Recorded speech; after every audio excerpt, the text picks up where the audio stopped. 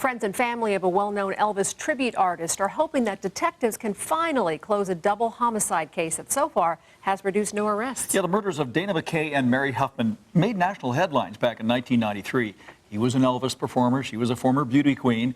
Police explored several possible motives for what looked like a professional hit. So tonight, the I-Team's George Knapp reports that people who were close to the victims think they know who was responsible.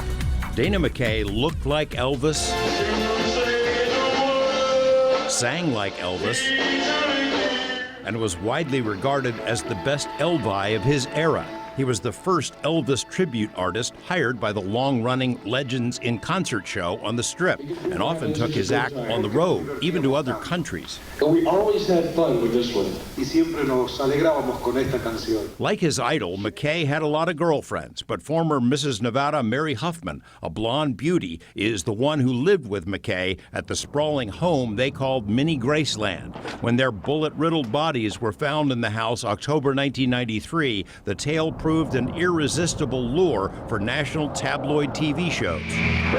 Dana Mackay was an absolute genius. But he was best known as Elvis, a popular Vegas nightclub performer. And it was this cry that I can't even explain to you. It was so terrible. Anybody who's ever heard a mother mourn for her child knows what I'm talking about. Mackay's daughter, Misty Vargas, was a youngster at the time, but remembers hearing her grandmother's gut-wrenching wail when she got the news of the murders. These days, Misty is a mom herself, living in Elko, and is now 37, the same age as her father when he was killed. She's frustrated because the case is still open. Because I know exactly who did it, and I know that the cops know exactly who did it, but he's allowed to get away with it because of his connections. I have no doubt in my mind, beyond the shadow of a doubt, I am positive who had this done. Danny Coker was Dana Mackay's best friend. These are all my kids. We interviewed him at his custom car shop in 2009, before he landed his own TV show on the History Channel.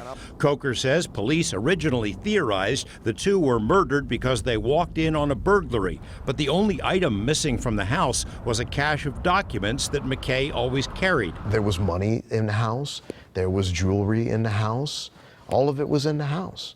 Only thing that was MIA was the file. So if it was burglars, they weren't very good burglars? Well, you know, I don't know what's valuable to a burglar on somebody's paperwork. You know, you can't go down to the pawn shop and sell that. Someone initially told police that Mackay was involved in drug trafficking, but when a cold case detective met with Coker years later, that theory had been ruled out. Years ago, the department told me it was a drug deal gone bad, and there were drugs in the house and drugs in Dana's system and this and that. And he's like, no, there were no drugs in the house. There were no drugs in Dana's system. At the time of his murder, Dana Mackay was embroiled in a bitter legal dispute with his partners in a landscaping business. Mackay had a connection in California where he bought palm trees at a discount price and hoped to make a big score because of a planned beautification project on the Strip. One of his partners was former car dealer, now custom home developer Tim Stonestreet. Police learned that Stonestreet was in Aruba when the murders occurred. Stonestreet's lawyer in 2009, John Spilatro, told us his client had been cleared of any involvement in the killings and that police should focus on Mackay's drug connections instead.